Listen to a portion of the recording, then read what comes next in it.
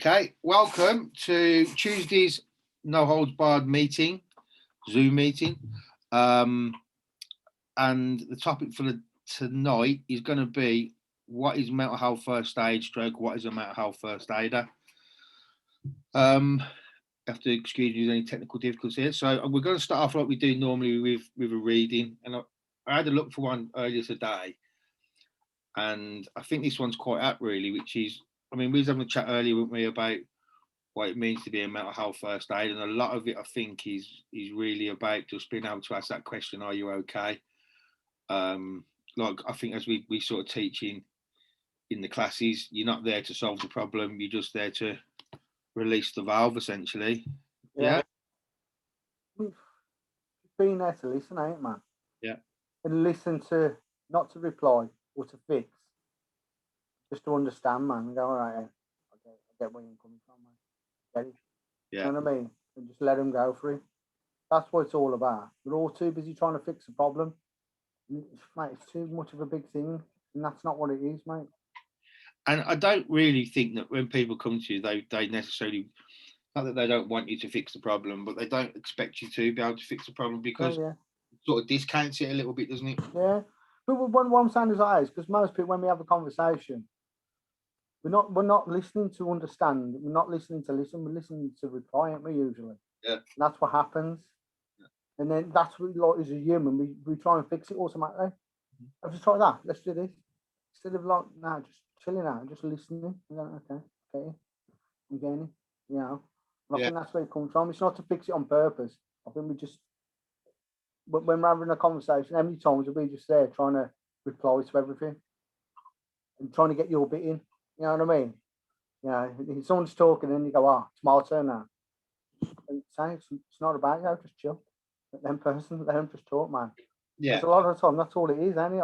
That's what it's all is about being a mental health first aider as well. It's not about automatically going to, oh, this person, like in your own head, because, you know, we're not there to diagnose, but like to go, oh, this one's suffering from depression. You know, we're going too much to that point, that far too much sometimes. And then all it is just a chat. You're right. And a lot of people will just stop and listen, and then they'll just let it flow, won't they? And like whatever's listening to them, happening to them, and then when you're not even trying to reply back, it's great because you're just sitting there listening to them, and then they feel better because they're feeling listened to, which is the whole point of it. And you're going, okay, yeah. And then when they're doing it and they're listening out, and then when they're speaking, they listen to it and they hear things. And then a lot of the time, that's what it is about being a mental health first aider. And then they feel listened to, and they feel it's got off the chest a little bit, and then it comes out.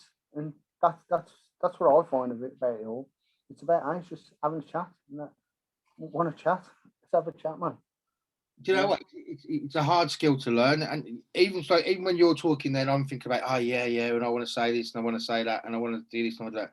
But being able to switch that off, it's a massive, massive skill, and I think what we're probably going to find a lot in this one that we do is that there's going to be a lot of what we say in the course, what we do in the course, because a lot of it's going to come up. But a big thing, which isn't in the course syllabus, it's something that I think have come from our own experience of working with people, is what we say to them is don't try to reply.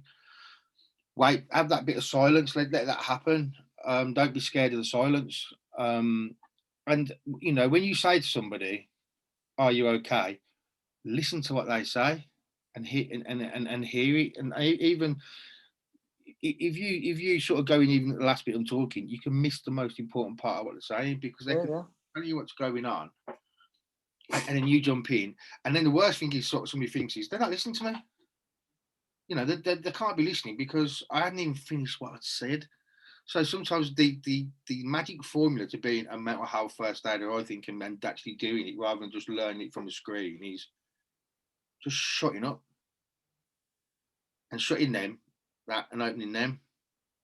Yeah. I mean, and it's hard to do, but it's like even when we're doing this now, when I get in and say something, I do, and it's but if sometimes the best conversations you can have if you both know that you both can start listening to each other, so there hasn't got to be a reply, because sometimes the reply is you trying to honour what they've said, Yeah, I know what you mean.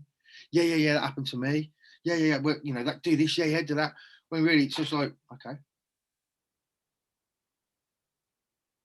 And it's that bit of silence there, isn't it? That's the magical bit. Do you know what I mean? That's where they'll usually carry on with talking. So when you're saying that, it's like, you know, how many people go, oh, it's happened to me, and then they start talking about their own experiences, and which is all cool because a lot of people do, and I get it, and it's all from a good place. I'm not trying to discredit that, but a lot of the time when they're doing that, it's not about you. It's about that person or that individual at that time, and that's a big thing. You know, it's to try and get that in, and it's not the same people in more ways. Oh, it's all about me. It's just the way we are as humans, and but sometimes just going, it's bigger than me. It's not about me. It's all about that person who's in front of you talking, and that's what it's all about. Just sitting there, just listening, truly listen, mate. It's a great skill to get and learn. It's because when you just truly listen to somebody, you'll hear a lot. You'll hear everything. You see a lot, and it's amazing what you pick up on. And No, it's like doing it when you're talking to your kids and that, and it's great. You know what I mean? Truly listen to your kids. It's great. I'm not saying we don't because we do, but you know, how many times we go, all right, yeah, and you know what I mean. But it's out to stop and just have a listen, and you'll pick up loads. You know, I found out I kind of like my kids. You know what I mean? Well, it helps really, I suppose. You know what I compare it to? And like, if you haven't played golf, and I'm very, very bad at it, and I haven't played it for a while, but it's a little bit like golf as well. It's one of those skills that you think you've cracked, and then you go to do it, you can't do it, and you think, what am I doing here? What? And you've got to find your own way to get into it. Really, just going, I'm just not going to say anything here for a bit. I'm just going to listen to what's been said, and I'm not going to be scared of the silence. Yeah, man. Right, so we'll do this. We'll do this reading and see if I can share the screen, and we'll maybe comment from that. Have you got that? No. No, nothing's come up. Oh, right, maybe. Okay, Yeah, no. it's come up now, mate. Yeah. See. So again, we're reading from the All on Board book. And it's, I only look at this early just to as a way of going, well, let's start with reading and see what it's about. And I thought this was really apt, to be fair. And it's, are you okay? It could mean the world to someone, and it only takes 2 seconds to say. If you start a conversation by asking, are you okay? They could be your lover, your sister, or your brother, a family member, a colleague, or a friend. We can be there for each other. We need one another. We're all the same in the end. Are you okay? What a great way to start a conversation. Yeah. You know what I've heard as well? Like, I've learned this. I forgot at work, Jim, actually, if I'm honest. Yeah, ask it twice because you know what's the automatic response when somebody goes, "Are you okay?" Yeah. Yeah, fine, yeah. But then if you go, "Are you okay, mate?" Hmm.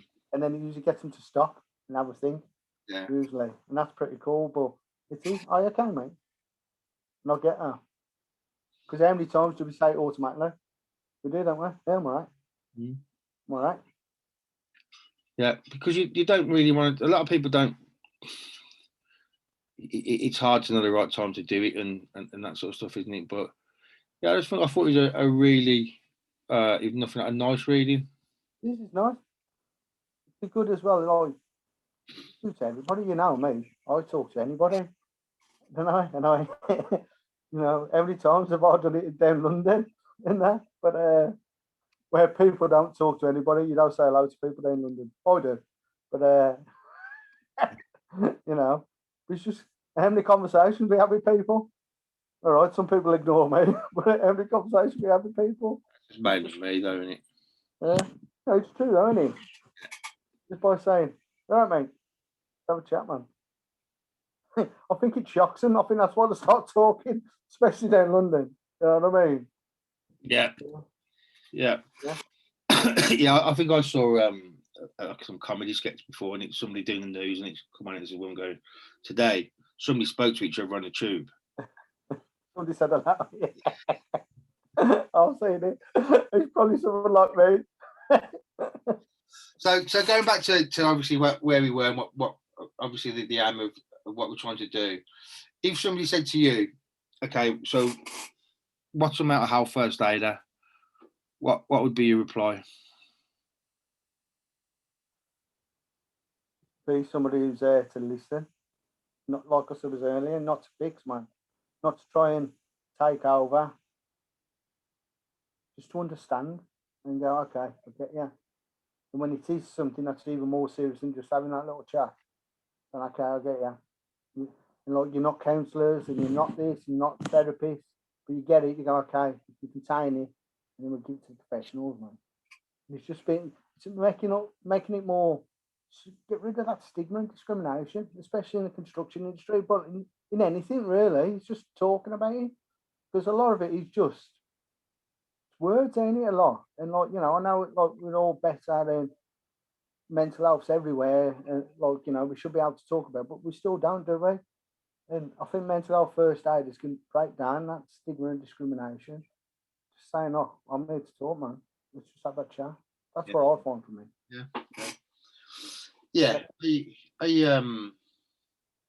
It's a bit of a strange one, really, because I qualified as a therapist before I became a mental health first aider, and I think you can find a lot of therapists can be guilty, not all, can be guilty of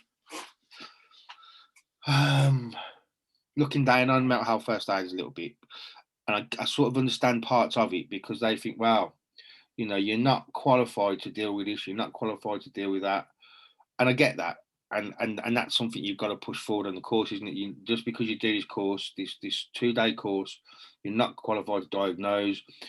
But I think that the scary part about it sometimes can be schizophrenia is mentioned and bipolar is mentioned and self-harm is mentioned, and let's just stick with the schizophrenia and psychosis and stuff like that. And yeah, that is talked about, but that is a crisis first aid situation, and you would never diagnose or deal with that. Essentially, what you would do is contain the situation and find the appropriate help for them, or support them through finding the appropriate help. Because sometimes when you're in something like that, you haven't sometimes got the mental strength to be able to do those little things like phone calls and stuff like that, and book appointments. And that's not being demeaning to it. It's just sometimes it's hard, when you're on full force depression and your quilt's over your head, you sometimes you just need somebody to help you out and get that appointment booked with you, or help you look through stuff. Who's going to look when you're in depression? Who's going to look through a leaflet, or where they're going to phone? So that's what we do as mental health first aiders in a crisis situation. We do that. That's part of the job. The other part of it is just helping people release the valve. Yeah, man. Showing them, or helping them acknowledge that maybe there's too much in their container, and maybe they need to help. We need to help them find a way to let that go. And it's through doing stuff like you said earlier, just by saying, "Are you okay?" and being prepared to get the answer back, "No." And that's the one. Scary. It's scary. It's scary, but with the training, you'd hope that you'd be able to go, "I'm ready for that answer. Yeah. I'm ready for that no, and I've got enough knowledge and enough about me now to be able to go, right, okay, do I talk about it?" Because most people, when they say, "Are you okay?" they don't, as much as a person don't want to say they're not, that other person don't want to say, "Oh, just okay, I'll help you out with it," because it's scary. And a lot of people have got the time. But if people know you're a mental health first aider, I think where it helps is people go, well, this person's said that they're happy to do this. They're happy to talk to me. So yeah, I'm going to tell them I'm not okay. And the worst thing sometimes you can say to somebody is, well, what's the matter? Because they're going to go, well, I don't know. That's what you're going to help me find out. Yeah. What do you want to talk about it? We'll sit down, have a cup of tea and talk about it. Do you want to just sit down on that bench there and talk about it? Yeah, man. That's what it is. It's not about fixing. It's just like we've already said. It's about talking. But it's like what you're saying. It's not about what's the matter. That's not what it's all about, is it at all? Bringing it back and going, okay, it's like you were saying, so that tap thing, that's what we're doing. We're putting that little valve to let stuff out. And that's usually enough for most people. Yeah. And that's what I found. It's like everyone thinks, oh, like we've just said, it gets to like you mentioned, schizophrenia, depression, and sometimes that can be something that you have to deal with, and I get it. You know what I mean? But you're not trying for that. You know what I mean? It's not about fixing that, but it's about giving that person an olive branch and giving the hand and saying, look, I can help you. I'm not going to take it over from you. You need to be able to do it yourself. But he goes, you're not on your own, right? Somebody's going to be here because while you are in those dark places, you think you're all alone. And that's what being a mental health first aider is. It's not about taking it over, but it's about saying, look, you're not on your own. I can help you here. But we'll see what's best for you. We'll do it together. We'll sit down and what you think is the best thing for us to do for each other. And they'll get it. Hopefully. Or like you say, just listen, and it's like let's attack it from a point of view that we're versed in, and let's make a scenario, and it's like, okay, so you're on a big job as we were today, and there's a guy there, and he's not getting what he thought he's going to get paid for doing a weekend, and that money's already spent. So now he's doing this, he's doing that, and there's lots of stuff going on, and he's going to get in trouble over this, and he's got that going on, and that's going on, and he's got all these different stuff getting put in, right? When really some of it you could actually take out, look at it, and go, well, do you know what? That there, that you can deal with it that way, or you can deal with it that way. What I'm trying to say is sometimes your head can get that full of stuff that it seems impossible to fix. Yeah. And it can be just day-to-day stuff, not getting paid the right amount of money, not getting away from work on time, not getting this, not getting that. You're getting crap off the health and safety officer, you're getting this, you're getting that, you're not getting the right amount of gear out. All that sort of stuff just builds up and builds up and builds up. And normally it's just a little thing that clicks it over. Yeah, would you agree? I do, totally. And then that's where it's usually an emotion comes out. It's usually it's anger, isn't it? And it's not about the anger. You know what I mean? And then if we can learn how to show people that I know you're angry, but it's not really the anger. Let's break it down, like you were just saying. Let's break it all down. We'll have a look at what it is. And then most people go, yeah, I'm angry. And then you go, what's the anger about? Why are you angry? And they'll break it down and go, it's because of this. So let's have a look at this. And then when we start talking about that, so why are you feeling the way you do? And then they'll go, I'm feeling undervalued, I'm under this, you know what I mean? And everything like that, and you go, okay, I'll get that. So let's deal with what we can deal with here. You know what I mean? Let's have a look at this. Yeah. And that's what it's all about. And so when you're saying we're putting all that in, look, we're thinking that's about work as well. But then we've got to go home and there's no outlet now, is there? Like you might have been going to the pub and having a few pints or going to the gym. If that was people, but people ain't getting that, so they're going straight home. And if they're alone, they've got all this to think about while they're on their own. And like if they might not be reaching out to friends because that's the best thing to do, but sometimes you don't, do you? Especially if that's what you've always done. Or you're going home to the wife or the other half, and you've got the kids as well, and they're being homeschooled, and then you're getting all the pressures from this, and then you're listening to all of that. That's all going into this little container, and eventually what's going to happen? And then because like the next day, because that's not been dealt with, it all happens again. So it's just happening all the time, and that's why a lot of people are just getting angry, because that's an emotion they can bring. But like we were just saying, talking about site and going to a construction site, and then they're angry because they've got all of this coming in, and there's no valve, and there's no. It's not even like like we were saying, it's like going for a couple of pints or whatever. You can't even deal with it then. So this is all. It's going to be snapping, ain't there? So eventually, it's just going to be a massive explosion, and it's not about usually what it is. You know what I mean? You could be, I don't know, the tea towel's in the wrong place in the kitchen, or you snap at your kid too much, or you say something, or you take it on your pets, move away. But it's not about that. It's about what's happening before, but we don't recognise it because everything else is just being on top and on top. And instead, like you were just saying, you need to have a look. What can we deal with here? And it's not about forgetting about stuff. It's about having a look and going through what we can recognise and what we can deal with now, what's important and what's not going to be important. Because there's that thing, and it's like, it's like we all have stresses. A lot of natural stress is good, it's so much in life. It's cool, ain't it? It's what makes you do stuff. But it's when it becomes a problem. But it's when we have a look at it, and like I like the way of thinking about it. Is it going to affect me in 6 months' time? What is still going to be the problem in 6 months' time? And a lot of the time, it's not. It's not even what it is. But at that time, at that moment, you think it is a stressor. We all get it, don't we? And we think, oh. But then when we stop and have a good think about it and have a reflect and have a look at what's going on, we're going, okay, that's something I can deal with here. This is something that doesn't need. And so a lot of the time, we get worried and stressed over stuff that's nothing. It's out of our control anyway. But trying to realise it and seeing that. I don't know if you agree. Yeah. Yeah, look, I think stress. You talk about stress and the day-to-day stuff that happens to everyone that isn't mental illness, but can turn into mental illness because when it's look, it's the same as, right, and it's not the same as, it might be my mad way of thinking.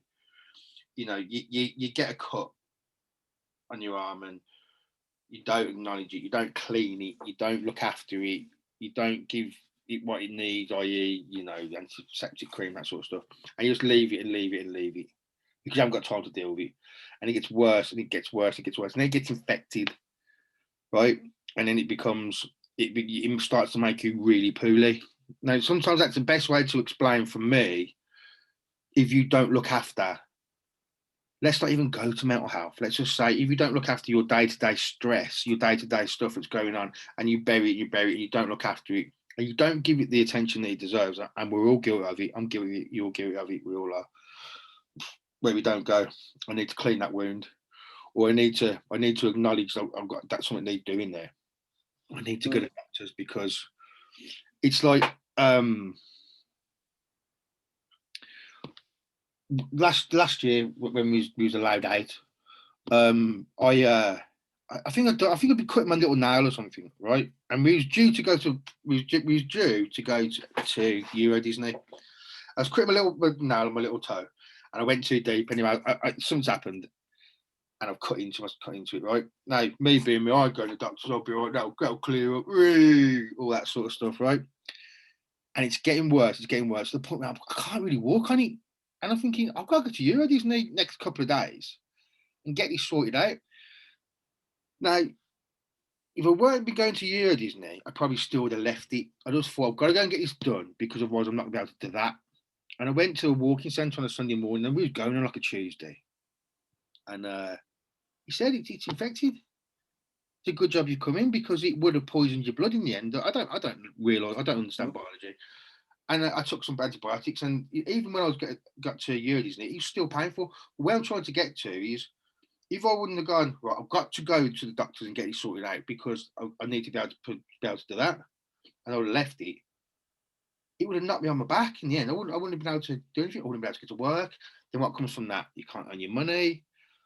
Then you worry about your home. What I'm trying to get to, and that might seem a little bit dramatic, is you've got to say, right, something ain't right there, something's hurting. I've got to go and see somebody about it or talk to somebody about it.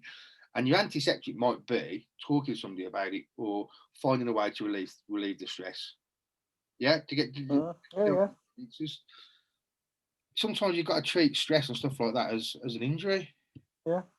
And get it treated. Like you used to when you do your fighting, you know, you knew if you didn't rest something, it's eventually going to get worse. So you're not going to be able to have your fight. Do you know what I mean? It's sometimes realising I've got to do this to be able to have to function. I've probably gone around that real crazy way, but no, you're right. It is that. It's that like, and I think that's what it is. And I think so. When you said that scenario earlier, when people go, "Oh, my money's not right. I've done this and not this," but it's when we stop and have a look at what it's all about, and then we deal with it properly instead of just giving off at the angle. You know what I mean? And then having a look at what the real problem is. And then sometimes when we have a look at it, and let's say they talk to the right people, and it might even get sorted. And you know what I mean? Because that's what happens, isn't it? You know, that scenario, or you're realizing that, hey, really, I didn't do what I did, or there's a lot of other factors. But at that time, in that moment, that's what we worry about. But it's what you're saying. Then if you just stop and have a look and deal with what that problem is at hand, and have a look at it there and then, and realise sometimes you need to just chill out. You can become self-destructive as well. I think you can start doing stuff to just. Sometimes if you can't hit out the people that you feel that are doing you wrong, you hit out, or that you either you don't hit out those who's closely to you, you hit it yourself, and you start looking after yourself, and even by not sleeping, not eating, all that sort of stuff. And the reason why I mentioned this and talked about it is because what a mental health first aider can do. Look, we teach about stress on the course, so it must. If we're teaching somebody about stress on a course, does that not tell us that stress must be a major part of mental health? Because we're mental health first aiders. Yeah. So we've got to realise that stress can be damaging. I mean, you need to acknowledge it. I think I'm going to show the slide that we've got. See if this comes up.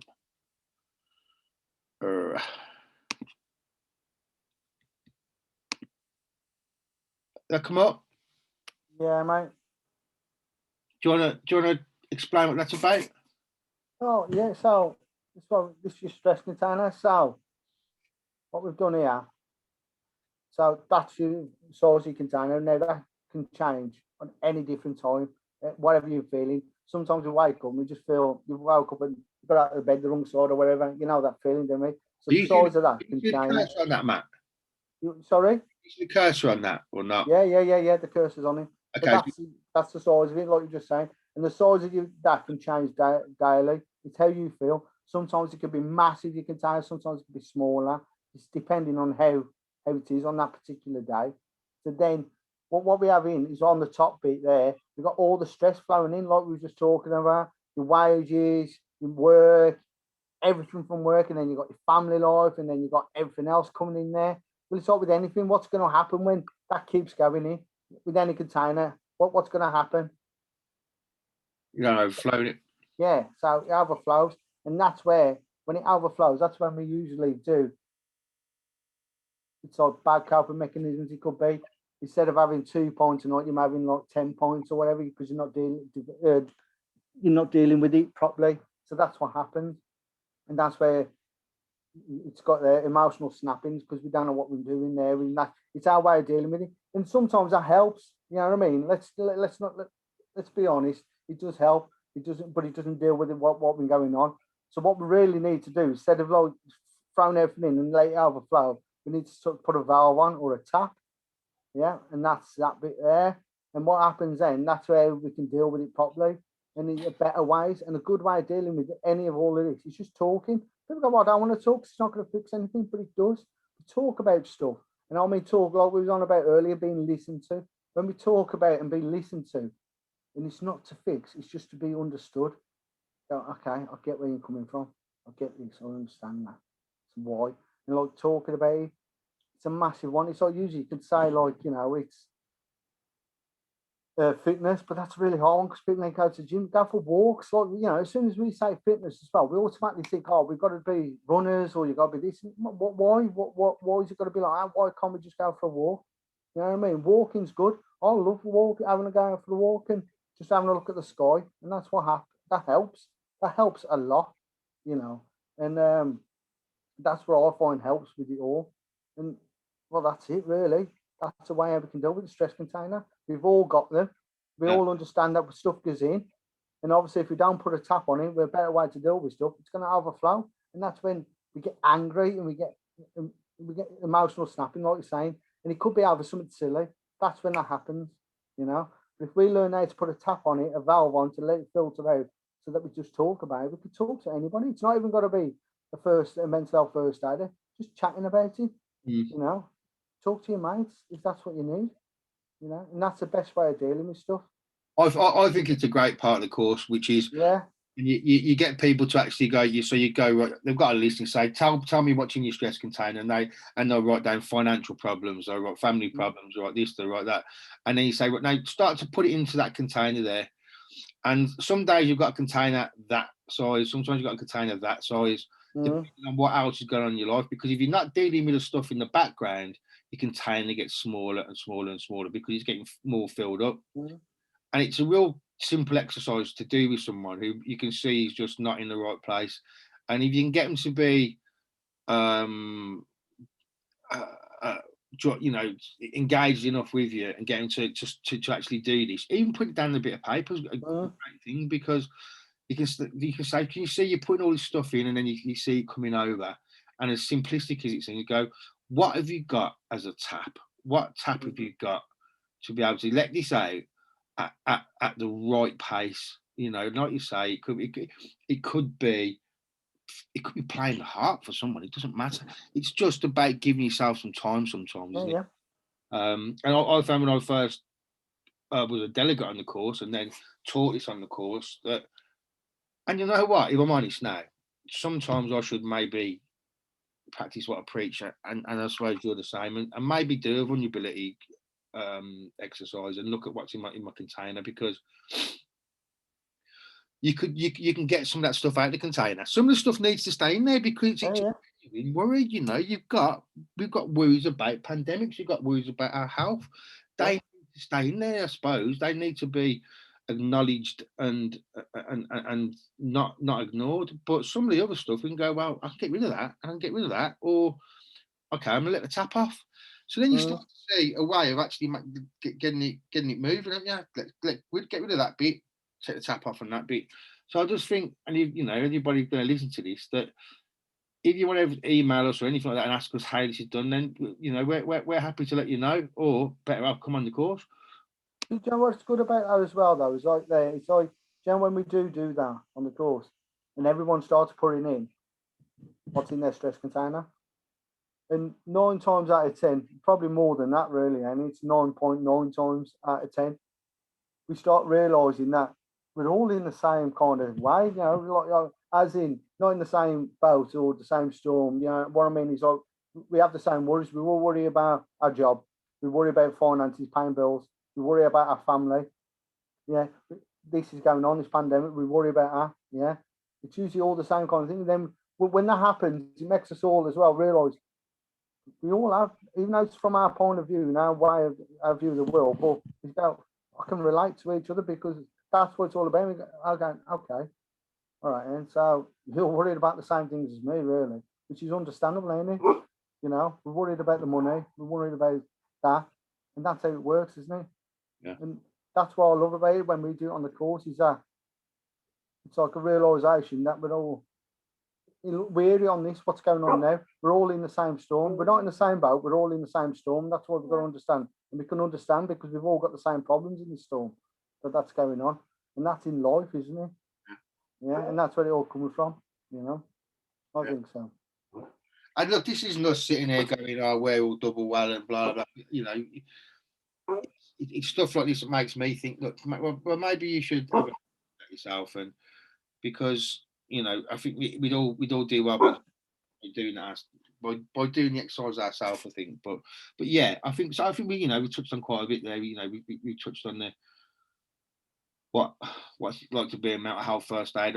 Not even a touch of what it is about, but I don't know. I think sometimes people get a little bit scared about having the title as mental health first aider because they're worried they're going to have to try and solve people's problems. They're worried they're going to have to get in there. It's like when I done my physical first aid. Part of the worry that I had was, if something happens now, I'm expected to help them out physically. I'm expected to be able to hold the hand up. I'm, stop the bleeding, put them into recovery position. I'm expected to do CPR. And sometimes you just think, no, do you know what? Let somebody else do it. Let somebody else do it, because there's lots of people out there happy to do it. But I think with mental health, it's a different story, because a lot of it comes from, I think a lot of things you learn on the mental health course is how to look after yourself. Because like you say, you can't pour from an empty cup. It's, you got to look after yourself. And by doing that, you feel stronger looking after other people or helping other people out. Do you know what I mean? And again, we're not there to solve. We're not there to diagnose. We're not there. I mean, what we do, which I always thought was good, is when you do a course of us, you get an armband, don't you, which hopefully lets people know I met our first aider. It's okay not to be okay. I met our first aider, and if I've got this on, it shows that I'm happy to talk to you, happy to Yeah. help. You know what I mean? It's like the old fellow in B&Q, isn't it? Oh, happy to help on the back. Yeah. But you know where I'm coming from. It's like, and even then, just because you met our first aid, don't mean you've got to. Just because you're physical first aid doesn't mean you've got to. Because it might not be in a place where you could. It might be damaging. You know what I mean? That's what we taught on the course as well, isn't it? You know when to help and know when to back off. Do you know what I mean? That's it exactly though, isn't it? Because like sometimes, you know, some days you might not be in the right place yourself, and there's that thing as well. It's like just because you're a mental health first aid doesn't mean somebody feels comfortable enough talking to you. Yeah, it could be from that point of view as well. Because even though we're all in a good place, and that's what we're doing it for, but we're not there. Not everyone's going to want to talk to you. And even I go, yeah, but I'm on this, or you know, people come to me and go, yeah, that's cool. But it's not really about that. It's about them feeling comfortable about being able to talk to you about work and then carrying on, you know. And that's what it's all about.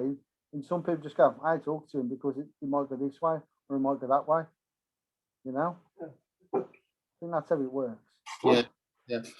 Yeah. I think you know, I know we don't want to push it too much, and we're probably coming towards the end now. But I mean, the one and look, I don't want people to think that we've done this because we're trying to advertise this and advertise that, because that's not what it's about. Because we're busy enough at the minute anyway.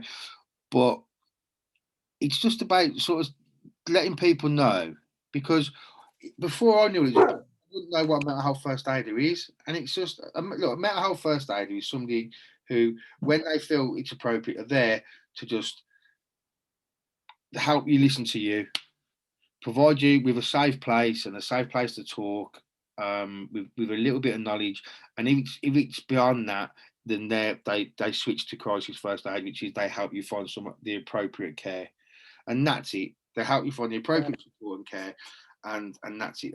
That's what it's about. But being a mental health first aider, I think it's great. It taught me as much as it did going and train as a counsellor, because it gives you that confidence to sort of say, yeah, I can deal with this. And that's the main thing, I think, in all this, being a mental health first aid, it's giving you the confidence because you've already got the tools, you've already got the empathy, you've already got the listening, you've already got the compassion to help somebody out. Everybody can sit down with somebody and say, are you okay? We've already got it. It's just giving you the confidence and chipping off a couple of edges for you to go, I got this. Yeah. And I'm not gonna, and that compassion that you've got is probably sometimes the thing that will stop you going to train as well, because you think, I don't want to do any damage. Yeah. And what we try and show you on the course is that no, you've got the tools already. We're just going to show you where they are. Yeah. You know what I mean? You're right, mate. Because we've all got it in us, saying to be better and like to help people, and then now, and like, you know, we all want to. You know what I mean? There's that saying, it's like, you know, if you can't find a good person, be that good person. You know what I mean? And that's what it's all about, isn't it? And I do believe that, and that's why I say, you know, me from old, it's like, you know, how I am now. That's why I say hello to people. And go, yeah, you know what I mean? Because what if, like, that one day, that person, when you're on the subway and we're down, in London, and they could be having that bad day, and they need that bloke to go, yeah, all right, mate. You know what I mean? What does it matter to me if they go, no, just ignore me? No, I'm okay with that. But what if how many times somebody went, how are you? And we're just having a little chat because they need that little chat. What's up with that? We should be that person. For people to know that that's there. If they don't want to use it, they can just walk past and go, you know what? I know. At least I know it's there if I want it. Do you know what I mean? Yeah. At least I know that person's there to talk to if I want it. And even that in itself can be a comfort. Because it's when you feel alone, when you feel there's nobody out there, that sometimes it can get worse. But when you think, look, I know if this gets too much, I can go. I can see someone. Do you know what I mean? Like, there's somebody out there who will help me. It's like this as well. It's like, you know, things like a lot of people are now, we're all trying to do goodness, and I get it, man. We are. And it's understanding where not limitation. It's like you're just saying. It's like I love being a mental health person and I like it, but it's like when you said it's like it's not for us to fix as well. You know what I mean? It's not doesn't make us more than what we are. It's just being there to be listened to. I think that's what it is for the. It's not know our limitations, but understand that we're there just to listen. And I think that's all it is with a lot of people. We're trying to fix that much stuff and trying to do goodness, which is great. But I think sometimes it's just about understanding that's really that's really good enough sometimes just to understand that you're there to go, okay, you okay? Okay, let's have a chat then. Let's just listen and just being that person, man. Yeah, You so know, I think hopefully that's demystified this. What's a mental health first aid? Or maybe they think I don't know. But I don't know. What do people think you to be a mental health first aid? You got to do. You see somebody not good, you got to run over and do some sort of surgery or something. Do you know what I mean? And I would know. Look, it's like my wife. She said, well, "Why would I want to be a physical first aid? I don't have to deal with that." And stuff. And then this is what did it for me, right? What made me want to be a physical first aider is because I had an acquaintance who had had a daughter and I was on holiday and something had happened. She's only young and she's going to shock for some reason. So going to cold water anyway. She's going to shock, and because he knew physical first aid, he actually saved her life because he was the only one there at the time to do it.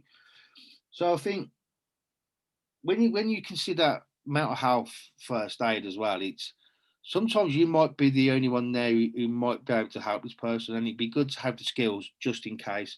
And yeah. one thing that me and you always say on the course, it's the one skill you hope you're never going to have to use, but you'll be glad when you're glad when you've had to because you've got the skills. Do you know what I mean? It's one of them things you get taught that you don't. Some people might not everyone have to use, but at least they've got them if they've got the skills if they need them. Do you know what I mean? Yeah, definitely. But it's like when you were just saying about physical first aid there, and it's you get taught worst case scenarios, don't you? Yeah. And how often do them scenarios come up? You know what I mean?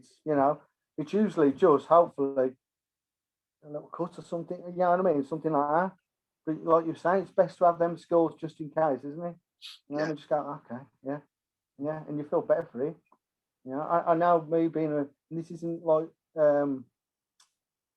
glorifying it or it's trying to say I know it's made me better the way I deal with people and that being a mental health first aider.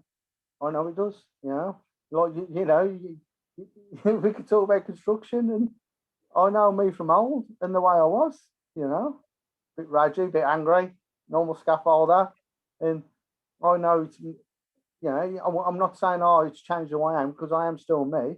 But I understand sometimes that that's not the best way to deal with situations sometimes. And I've learned that from being a mental health first aider.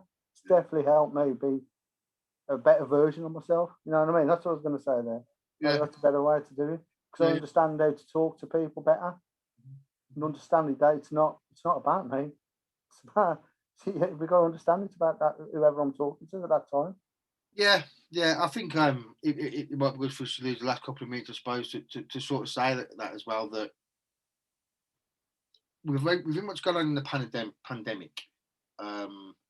Construction stayed pretty much open, which has had its benefits. But let's not just go, oh, well, at least you've worked all the way through it and you've been all your money and this and that and all that sort of stuff. But yeah, there's positives and negatives to everything there is. But I know a lot of the people I come into contact with in where I work, and these people I've talked about today with me, and it's these people have been working all the way through it, and I ain't got any answers. I'm just saying, look, people are struggling at the minute. And I only know from a construction point of view at the moment, so that's what I'm going to mention on. But I think we all need to be aware that people around us that might be having a hard time, and let's maybe keep an eye out for them, really, because it might be all they need is somebody to sit down and go, "Are you okay?" Not there to fix. We're not there to diagnose. We're just there to say, "You okay?" and they might go, no, this, that, blah, blah. And you can either make that decision at that point to go, well, do you want me to try and find you some help or help you find some help? Or is it enough to just have a chat? And that's the essence of what we're trying to do. Is it enough that we just have a chat, or do you want me to help you find somebody else? But that person's been listened to. They've been helped, rather than you going, oh, do you know, yeah, well, Reggie's on his way. Look away. You know what I mean? Turn around and say, are you okay? Yeah. That's what it's all about. So he was just saying, it's like people who've been at work and people come, well, at least you've been doing that, but they've still got all the added worries of everything else, normality, and or whatever we want to say normality is. But a lot of people have been furloughed and stuff, and then they're going, well, why ain't us? And we understand it, and I'm talking about on the construction sites and that. But then you've got people, they're still having to come to work, and this pandemic is still going on. They're still having to come to work, be around people, and then come back home, haven't they? And like if they've got the family, like we were saying, and they've got to be all worrying about coming to work like normal, because we all know it's going on, and then with whichever way you're coming to work, and then you've got people who are at home on furlough as well, and I know they're struggling as well because they're at home. Yeah, and you're completely right. I think people are tired at the minute. People, very tired, mate. I think at the moment it's just a matter of turning around to somebody and just saying, "Are you okay?" Yeah. Yeah, and I think maybe I mean we've got this little read at the end of it. I don't know. Is there anything else you want to say before we finish? No, I think that's it. And it's just understanding, like let's just say, "Are you okay?" And when we're talking about all of this, we automatically go straight to. I know, like we're talking about mental health first aid, and we're talking about depression, and we could talk about it all, and we talk about traumatic events. But sometimes it's just having that chat, like okay? That's sometimes that's all that's needed, and I think we automatically delve to the bigger issues which are there, but that's enough sometimes, and we've got to understand that that's all that's needed. It's about realizing that it's okay to talk about it both ways as well. Yeah. Making it normal that you can. I feel okay to talk about it. People at the moment as well are much more. They're not very. I keep losing my words. They're much more reluctant to talk to people because they think, well, you've got your own stuff going on. So you don't want to put the burden. Sometimes you've got to be the one who turns around and says, "Look, I got time for you, man. You know what? You might be helping me out. You might be helping me. Let's go and have 10 minutes. Do you know what I mean? Sit down. And sometimes it might help you out, but I think obviously we're gonna try and do this every Tuesday, aren't we? And come up with a topic. But if anybody else who might listen to this wants to give us a topic to talk about, carry on. If you want to send us some questions or want to get involved in the conversation, it's good. We're doing this for ourselves. To be fair, it's good for us. It's therapeutic, and it's it's as if we're finding our voice a little bit. We're about to say some stuff which we feel we need to say, but the email's out there. If you want to ask us a question or anything, you want to give us a topic to talk about, that would be good. We'll finish. So we'll finish with this quick one. It's only a little one, like me.